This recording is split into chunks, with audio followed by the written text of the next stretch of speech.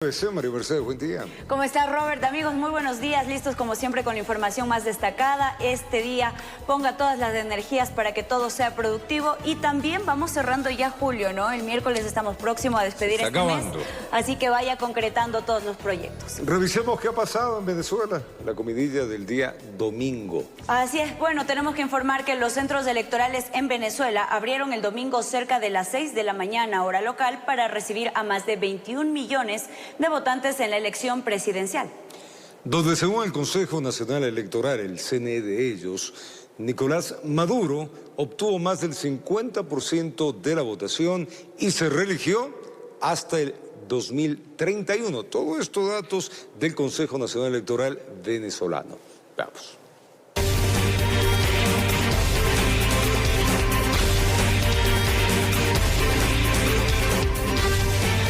El proceso electoral de Venezuela el domingo incluía a 10 candidatos que buscaban llegar al Palacio de Miraflores, entre ellos Nicolás Maduro, quien buscaba un tercer mandato, y Edmundo González Urrutia, de la coalición opositora Plataforma Unitaria Democrática. La participación electoral, según el CNE venezolano, fue del 59%. Pasada la medianoche, Elvis Amoroso, titular de este órgano electoral, informó que tras resolver problemas en la transmisión de datos y con el 80% de escrutamiento, Nicolás Maduro obtuvo 5.150.000 votos, es decir, el 51.2%, y Edmundo González 4.445.000 votos, un 44.2%. Al 80% de transmisión cumplimos con emitir el primer boletín que marca una tendencia contundente e irreversible. María Corina Machado, líder opositora, declaró que Edmundo González obtuvo el 70% de los votos basándose en encuestas y resultados de actas. Machado llamó a las Fuerzas Armadas a respetar este resultado y pidió a los ciudadanos movilizarse para defender la victoria de González. Todo el mundo lo sabe, lo que aquí pasó. Empiezo refiriéndome por el propio régimen. Ellos sí saben lo que pasó y lo que pretenden hacer. Esto lo sabe toda la comunidad internacional, toda, hasta los que fueron alguna vez aliados, saben lo que pasó en Venezuela y la forma como la gente votó por un cambio. El exdiplomático reafirmó su mensaje de paz y acusó al Consejo Nacional Electoral de violar normas y no entregar la mayoría de las actas. Afirmó que seguirán luchando hasta que se respete la voluntad del pueblo venezolano. Informó José Mendieta. Y desde su ascenso al poder en 1999, el chavismo ha marcado profundamente la historia contemporánea en Venezuela. Liderado por Hugo Chávez durante su mandato y continuado por su sucesor, Nicolás Maduro, este movimiento político ha sido una fuerza que ha influido en cada aspecto de la vida venezolana a lo largo de 25 años.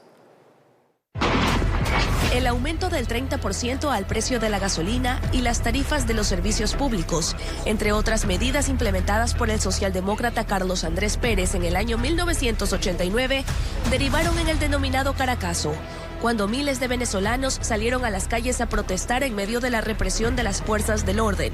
Este episodio en la historia de ese país, que dejó 276 muertos y cerca de 3.000 desaparecidos, es la antesala para hablar de Hugo Chávez, que siendo teniente coronel encabezó un intento de golpe de Estado contra Pérez, que no prosperó. Nosotros acá en Caracas no logramos controlar el poder. Ustedes lo hicieron muy bien por allá, pero ya es tiempo de evitar más derramamiento de sangre. Tras ser indultado en 1994 surgió la imagen del político, asumiendo la presidencia de Venezuela el 2 de febrero de 1999, tras ganar elecciones, y prometía una reforma constitucional, así como al sistema político basado en una ideología nacionalista y de igualdad. De ahí que una constante en los primeros años de Chávez fue desmontar al viejo sistema de gobiernos de derecha, estableciendo uno no pluralista pero con la toma de poderes públicos. En el año 2002 se registró un intento de sublevación civil y militar que depuso a Chávez durante 28 horas, pero respondió con una contraofensiva que incluyó miles de despidos en instituciones públicas y la estatal petrolera. En el 2008 se inició una crisis de bienes primarios y la debacle de precios, incluido el petróleo. Opositores empezaron a denunciar corrupción con miles de millones de dólares de fondos públicos desde 1999. Sin embargo, con la muerte de Chávez, asumió en el poder Nicolás Maduro, su fiel seguidor, con la diferencia del 1% respecto a su contrincante. Con él, la economía solo empeoró, a tal punto que Venezuela perdió 2/3 partes de su Producto Interno Bruto y se han registrado numerosas protestas en contra del chavismo, reprimidas fuertemente por militares y policías, incluso con casos abiertos de investigación por crímenes de lesa humanidad. La inestabilidad ha provocado que más de 8 millones de venezolanos huyan buscando protección y una mejor vida, según las Naciones Unidas, una cifra que solo va en aumento, informó Adriana Peralta. Miles de migrantes venezolanos se tomaron calles y parques en la ciudad de Quito, esto con el objetivo de monitorear las elecciones presidenciales en su país y esperar los resultados definitivos. Aunque no pudieron sufragar en Ecuador por el cierre de los respectivos consulados, estuvieron presentes y expectantes. Veamos. En Ecuador hay venezolanos que no paran de llorar esperando mejores días para su patria. Ellos solo piensan en volver a casa y recuperar la libertad. Con ese anhelo, miles de migrantes recorrieron las calles del norte de Quito en una vigilia permanente de las elecciones presidenciales que se llevaron a cabo este domingo en su nación. Lo que queremos pedir es que sea respetada la voluntad del pueblo expresada en las urnas electorales el día de hoy. Y también la voluntad de los venezolanos en el exterior que se expresaron saliendo en una marcha pacífica. A mediodía, migrantes venezolanos empezaron a copar la casa comunal de la Kennedy en Quito, donde se congregaron para seguir en vivo los comicios de su país. A través de llamadas telefónicas, estas personas recababan información sobre la votación de sus familias y amigos en los más de 15.000 recintos habilitados en toda Venezuela. Estamos con el corazón, con la fe demasiado alterada. Créame, estamos todos con el sentimiento de que sí vamos a volver a nuestro país. La esperanza por días mejores se podía ver en sus rostros, que optimistas anhelaban por volver a pisar su tierra, a saborear las arepas y el pabellón y nuevamente vivir con libertad. El anhelo de todos los venezolanos es regresar y podernos encontrar con nuestra familia que hemos dejado o no hemos podido darle ese último abrazo tan anhelado que no nos pudimos despedir. Las calles del norte de la capital se vistieron con banderas, camisetas y rostros pintados con el tricolor venezolano. Es difícil, es muy difícil migrar de manera forzosa y agradecida con Ecuador porque nos abrió las puertas y porque es un país bendecido, pero queremos y necesitamos también nuestra libertad.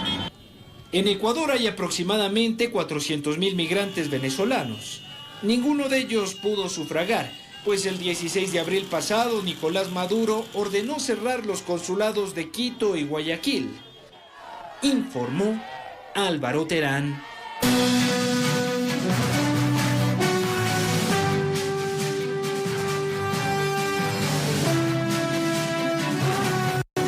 Continuamos revisando las noticias. La Sala de lo Contencioso Administrativa de la Corte Nacional de Justicia negó el habeas corpus planteado por el expresidente del Consejo de la Judicatura, Wilman Terán, en contra del SNAI.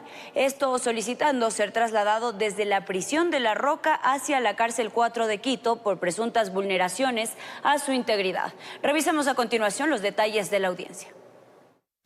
El expresidente del Consejo de la Judicatura, Wilman Terán, seguirá en La Roca una vez que un tribunal de la Corte Nacional de Justicia resolvió negar su recurso de habeas corpus con el que buscaba ser trasladado hacia la cárcel 4, en la ciudad de Quito.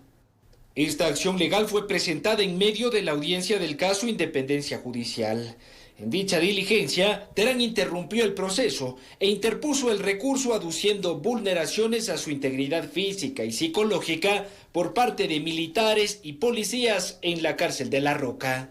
Yo he sido víctima de vejámenes. El día de ayer, para hoy casi pierdo la vida. Señoría, estoy deduciendo acción de habeas corpus. Doctor, le interrumpo, por favor. Denme un segundo. Y una vez que presentes habeas corpus, Vamos, porque no soy ningún cobarde. Hagamos la audiencia, señor juez. El expresidente del Consejo de la Judicatura denunció que el 18 de julio, un día antes de su traslado a Quito para la reinstalación de la audiencia, un convoy militar realizó una requisa en la cárcel de La Roca.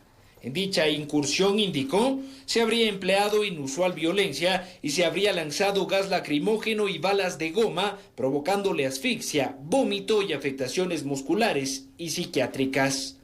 Durante el habeas corpus, las juezas ponentes solicitaron al SNAI que proporcione los videos de seguridad captados por las cámaras de La Roca. Allí se observó parte del operativo y se evidenció que no se usó gas lacrimógeno, sino gas pimienta en contra de 3 reos que se resistieron a la requisa. Además, las magistradas mencionaron que Wilman Terán no fue reprimido por los militares y que recibió oportuna atención médica. En ese contexto, se resolvió que al no registrarse vulneraciones a la integridad del accionante, se niega su traslado hacia la cárcel 4 en la ciudad de Quito. Wilman Terán anunció que apelará este fallo. Informó Álvaro Terán. Y el juez de la Corte Nacional de Justicia, Felipe Córdoba, fue reacusado en el caso Plaga debido a sus nexos con Michelle Hernández, uno de los detenidos en esta trama de delincuencia organizada. Fiscalía solicitó que otro juzgador pueda llevar adelante esta acción penal, o sea, otro juez. ¿Quién se hará cargo de este proceso? Aquí vamos a contarle.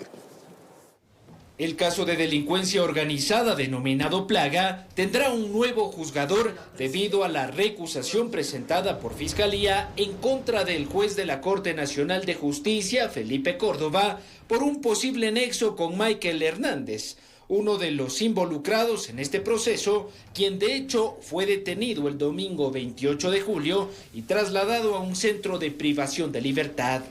La Fiscalía aseguró que Córdoba tiene una larga amistad con Hernández, quien fue un colaborador de Wilman Terán durante su gestión en la Judicatura. Es más, Hernández, debido a esta cercanía con el expresidente de la Judicatura, se convirtió en el director de la Escuela de la Función Judicial. Además, Fiscalía mencionó que Hernández fue parte del staff de defensores de Cristian Romero, el abogado del narcotraficante Leandro Norero, quien logró a través de coimas y sobornos controlar múltiples fallos en la justicia ecuatoriana. La Corte Nacional de Justicia atendió la petición de Fiscalía, recusó al juez Córdoba y sorteó la causa entre los magistrados de la Sala Penal. Manuel Cabrera, quien también dirige el proceso judicial del caso Metástasis, fue el juzgador seleccionado para hacerse cargo de esta investigación.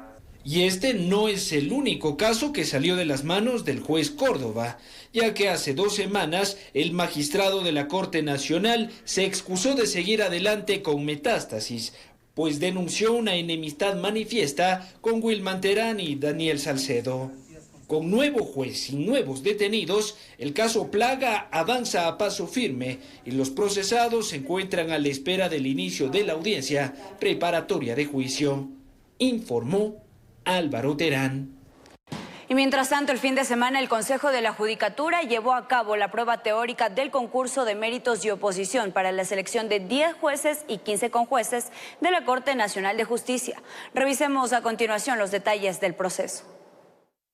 Una vez que la Unidad Judicial Penal de Quitumbe rechazó las medidas cautelares que buscaban frenar el concurso para la designación de jueces y conjueces de la Corte Nacional de Justicia, el Consejo de la Judicatura puso en marcha el examen teórico al que fueron llamados 70 participantes. Empezaron más de 200 y actualmente somos 70. El sistema de justicia actualmente está perdiendo tantos valores y se busca que haya funcionarios de alta corte del máximo de justicia ordinaria que sean transparentes, éticos y sobre todo con una gran solvencia moral.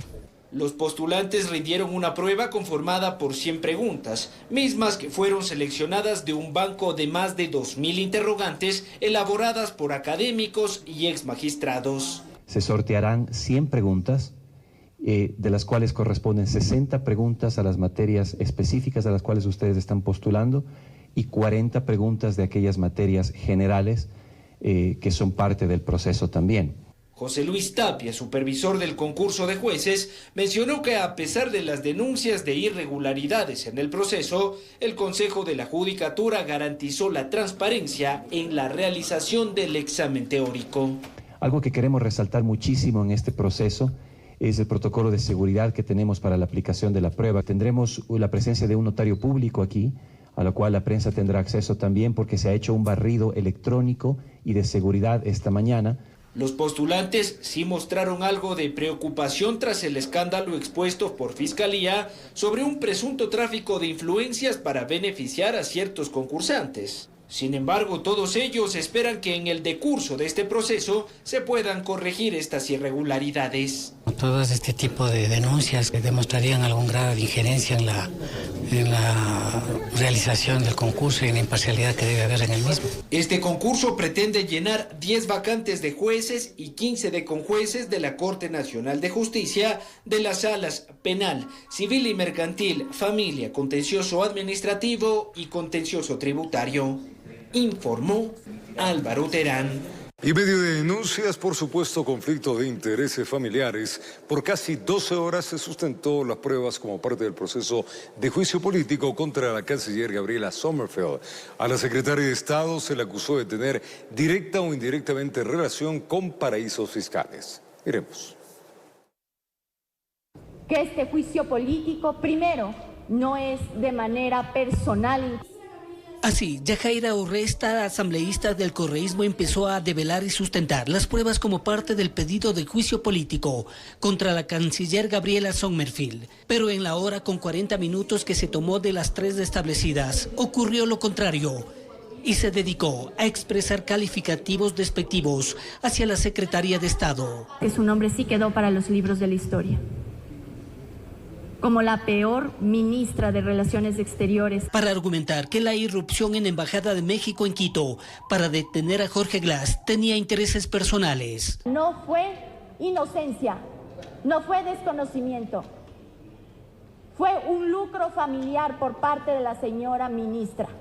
Esto porque Sommerfeld tendría acciones en Avianca que pasaría a cubrir el espacio dejado por Aeroméxico tras los hechos de la embajada. Avianca Taca, empresa donde presuntamente la familia de la flamante ministra aquí de Relaciones Exteriores y Movilidad Humana, Gabriela Sommerfeld, tendría acciones. Además que el impasse con Rusia por el pretendido intercambio de material bélico de origen ucraniano con Estados Unidos también beneficiaría a su familia. La familia Sommerfeld ha estado cerca a los últimos gobiernos, Moreno, Lazo y Novoa, en las contrataciones con el Estado, en lo que tiene que ver con equipos militares. ¿Sí lo sabían? La ministra, de forma respetuosa y precisa, se defendió descartando su relación con Avianca. Usted lo puede verificar en la página de la Superintendencia de Compañías. Ahí hay un certificado que dice certificado de accionistas. Si lo bajamos, lo podemos ver quiénes son los accionistas. La familia mía no tiene ni media acción. Negando tener relación con paraísos fiscales. Me honra decir que durante mi vida he actuado éticamente, correctamente. Esa empresa consta en mi declaración patrimonial desde que existe y deja de estar en mi declaración patrimonial cuando decido ingresar al servicio público por una invitación para cumplir con toda la normativa y no tener impedimentos de servir a mi país. Dejando sentado que lo actuado en el caso Glass buscó defender al Estado ecuatoriano. Exclusivamente a defender a ultranza, por una parte, las actuaciones de México en favor del ciudadano Glass, condenado en 2 sentencias por delitos comunes y exigir su libertad y entrega. Un proceso de juicio político que aquí tomó otro giro, informó Héctor Romero. Es momento de una pausa y al retornar le contamos que la Fiscalía solicitó la vinculación de 2 nuevos oficiales del Ejército dentro del caso de la muerte de la subteniente Ati. Regresamos con esto y más. El martes se realizará la audiencia donde se decidirá si son vinculados al proceso judicial. 2 personas más serán vinculadas al caso del presunto femicidio de la subteniente Aidita Ati, ocurrido en un recinto militar el pasado 28 de junio. Se trata de un subteniente y una capitán, quienes serían las últimas personas que tuvieron contacto con la oficial fallecida. El subteniente Fierro es la última persona que se conoce, por lo menos de la verdad procesal, de lo que se ha podido demostrar dentro del proceso con las diligencias, es la última persona en que le vio con vida. Con respecto a la capitán Vaca hubo muchas contradicciones y ella en cambio es la única persona con vida que habitaba en ese bloque de oficiales mujeres solteras, la única que estaba con vida a 2 cuartos y fue la primera en encontrarle muerta. Fiscalía ha realizado esta petición y la misma será analizada el próximo 30 de julio. El día martes 30 de julio se viene la audiencia de vinculación para estas 2 personas que ya he mencionado y así mismo nosotros también por un principio de concentración vamos a solicitar que se revisen o se revoquen las medidas de prisión preventiva que están pesando actualmente sobre nuestros defendidos. Un informe médico legal señaló que 2 de los 4 militares detenidos en la cárcel 4 de Quito habrían registrado muestras de rasguño y golpes en sus cuerpos. De los 4 detenidos, 2 han presentado características, como usted está diciendo, de señas, de escoriaciones, de rasguños que a través de una ampliación de la información de estos exámenes que llegaron, se determinará si fueron producidos por un tercero o por ellos mismos. La defensa de los acusados señaló lo contrario. Eso es totalmente falso. Tengo en mis manos ya la valoración médica que se le practicó, en donde manifiesta la perito que su cuerpo se encuentra sin lesiones o rastros evidentes al momento de la valoración. La ampliación del informe de la autopsia practicada a la oficialati señalaría que la fallecida habría registrado ingesta de alcohol. Tenía 4.87 gramos por litro de alcohol etílico en su sangre, lo cual puede dar incluso una parálisis respiratoria. La instrucción fiscal del caso culminará el próximo 29 de julio. Pero ante las nuevas vinculaciones se podría extender por 30 días más, informó Miguel Ángel Bedoya. Comentarles ahora que la ley de prevención de lavados de activos fue vetada parcialmente por el presidente de la República. El Ejecutivo realizó reparos sobre la facultad para designar al director general de la Unidad de Análisis Financiero y Económico. Miremos. El presidente de la República objetó por inconstitucionalidad un artículo y una disposición general de la Ley de Prevención, Detección y Combate del Lavado de Activos. Esto debido a que transgrediría la independencia de funciones entre el Ejecutivo y el Legislativo. Concretamente, se cuestiona el artículo 20, que permitiría a la Asamblea Nacional elegir al director general de la Unidad de Análisis Financiero y Económico, UAFE, de una terna enviada previamente por el Ejecutivo. De acuerdo a la norma vigente, la UAFE es una entidad adscrita al Ministerio de Economía y Finanzas, por lo tanto, la designación de su máxima autoridad le corresponde estrictamente al presidente de la República. Respecto a la disposición general, la misma establecía que la terna enviada por el Ejecutivo debía responder a un principio de paridad y las personas inscritas no debían contar con prohibiciones establecidas en la Constitución. Sin embargo, si la Asamblea no tendría la potestad nominadora, tampoco debería establecer requisitos para esta designación, así lo argumenta la Presidencia. Tras el veto del Ejecutivo, la Corte Constitucional deberá pronunciarse en un plazo de 30 días y de determinarse que existe una inconstitucionalidad, el proyecto deberá ser devuelto a la Asamblea Nacional para que se realicen los cambios correspondientes. Informó Edwin Benalcázar. El empresario guayaquileño Carlos Rabascal firmó su afiliación a la Izquierda Democrática para participar en las elecciones primarias de esta organización política. Esto de cara a los comicios presidenciales del 2025. Sin embargo, varios núcleos de este partido rechazaron su vinculación debido al pasado de Rabascal en las filas del correísmo. La Izquierda Democrática receptó este sábado la afiliación de Carlos Rabascal, quien figura como la principal carta política de este partido para las elecciones presidenciales 2025. Que esta es mi casa y aquí me quedo. Apostar por Carlos Rabascal, indicó la presidenta de la Izquierda Democrática, es apostar por la renovación política a fin de convertir a esta organización en la tercera vía para los comicios del próximo año. Bienvenidos todos los nuevos afiliados. Bienvenido Carlos Rabascal. Bienvenidos todos los que quieran transformar la patria. Carlos Rabascal recibió su carnet de afiliación, agradeció la confianza de los militantes y aceptó su nominación a las primarias del partido para participar como precandidato a la presidencia de la República.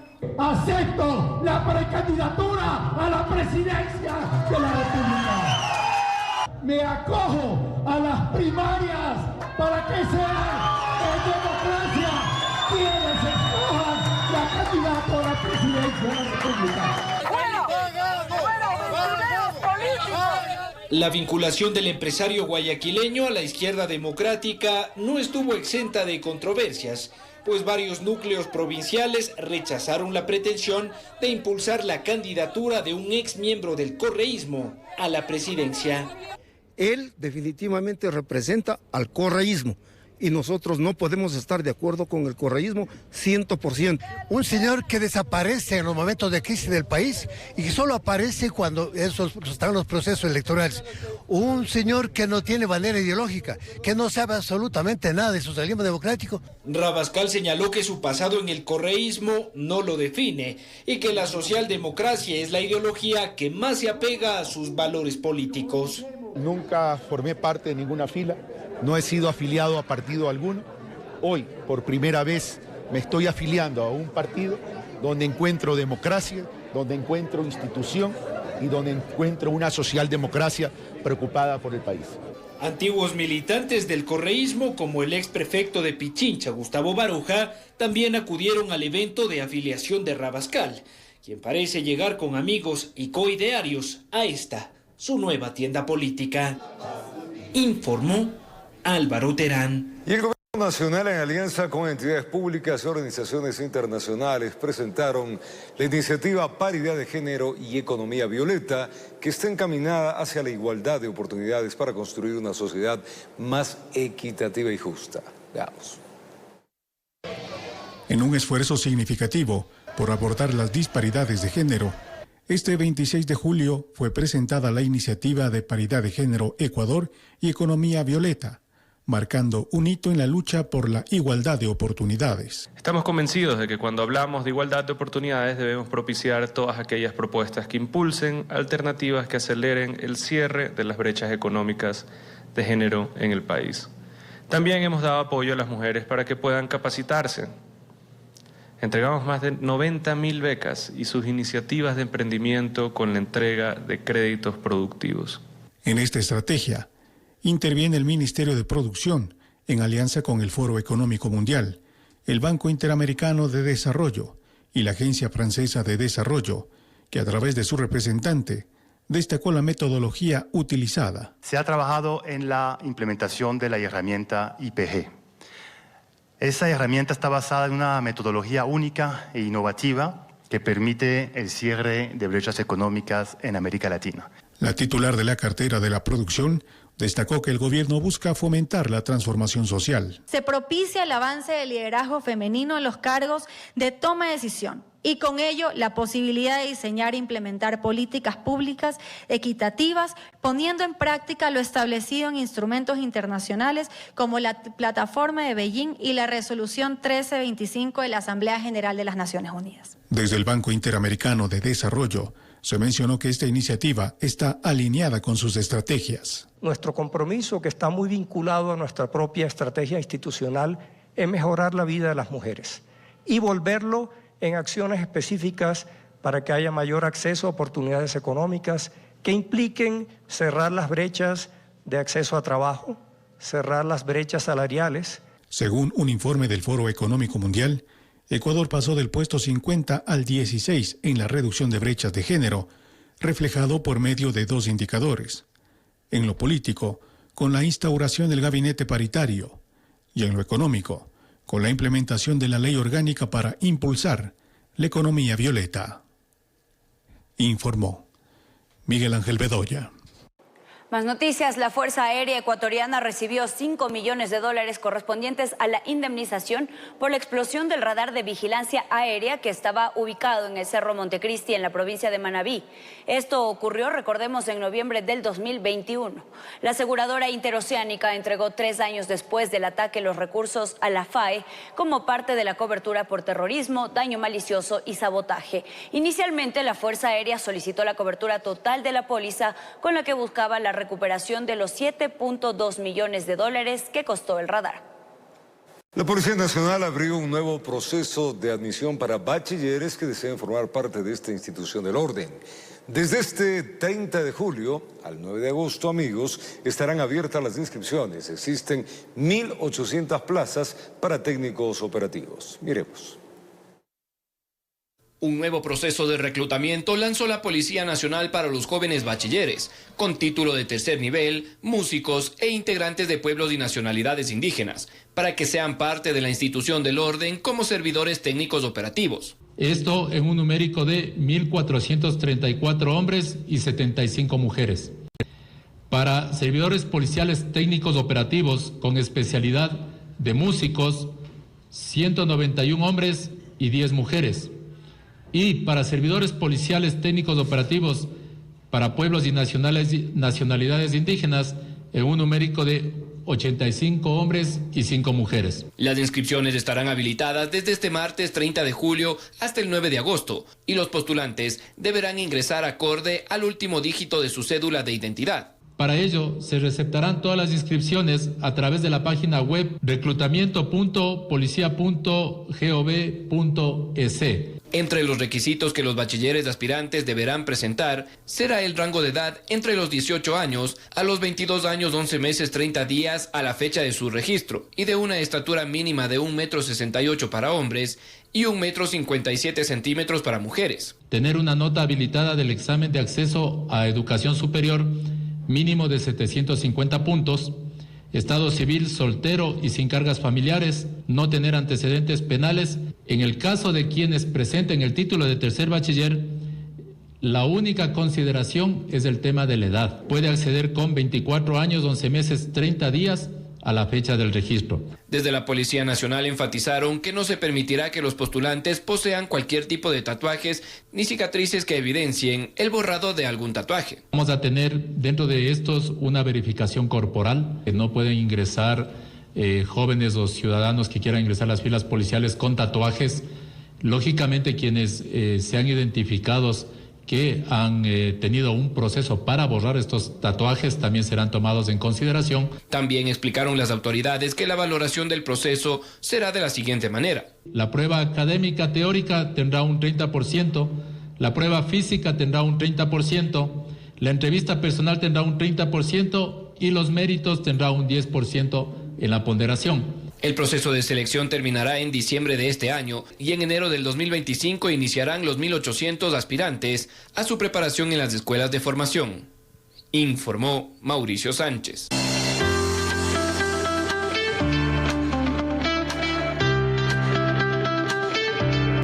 Televicentro visitó un taller textil donde transforman lonas publicitarias en sobres reutilizables, todo hecho por mujeres con historias inspiradoras. Le contamos.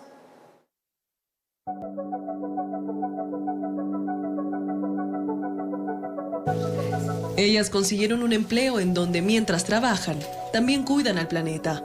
Así es, gracias a las manos de estas mujeres, cientos de lonas publicitarias que se demoran hasta 500 años en degradarse, se reciclan todos los días. Y es que Ale, María Eugenia y Kate no la tuvieron fácil para llegar hasta aquí.